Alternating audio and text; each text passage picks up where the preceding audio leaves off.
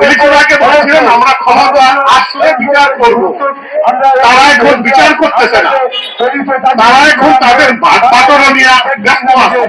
এই যদি হয়ে থাকে রাষ্ট্রের অবস্থা, তাহলে আমাদের বিচার কে করবে? এই হত্যার বিচার কবে হবে?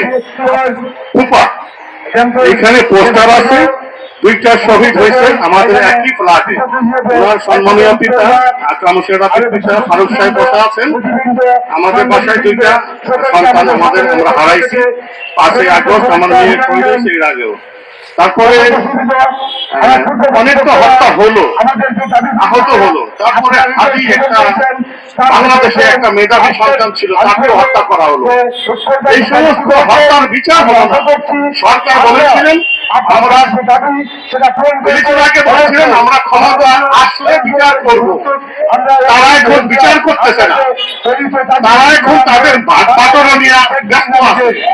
কেউ 3টা গাড়ির মালিক, 3টা ড্রাইভার পাইছে, সে এখন দরিদ্র না, সে ধনী ব্যক্তি। প্রধানমন্ত্রীর পাশে থেকে হাসে। এই যদি হয়ে থাকে রাষ্ট্রের অবস্থা, তাহলে আমাদের বিচার কে করবে? এই হত্যার বিচার কবে হবে? আমরা কি ক্ষমতা এদেরকে বসাইছি এই ভাগ বাটোয়ারা করার জন্য, টাকা পয়সা বাড়ি গাড়ির জন্য, নাকি আমাদের জন্য কাজ করার জন্য? দেশের জন্য কাজ করে, দেশের কি কাজ করে? এই সমস্ত হত্যার বিচার এখনো হলো না, হবে জুলাই সনদ বাস্তবায়ন হলো না, কি হবে? আমরা কি করে বুঝবো দেশটা 54 বছর পর বাংলাদেশ স্বাধীন একটা সুন্দর একটা বাংলাদেশ হবে? স্বৈরাচার হাসিনা গেল কই? সেই স্বৈরাচারই তো গেল না।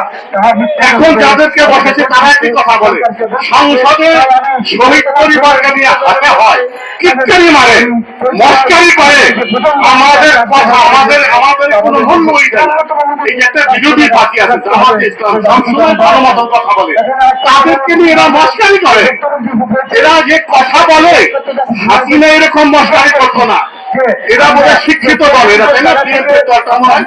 শিক্ষিত মতন কোনো কাজ দেখি না।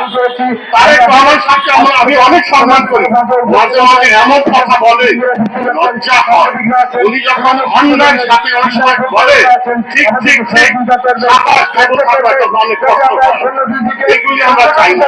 আমরা চাই দুইটা দল একসাথে বৈশা দেশকে কিভাবে এগিয়ে নেওয়া যায় সেই কাজ করবে। নিউজ ডেস্ক, দৈনিক অন্যধারা।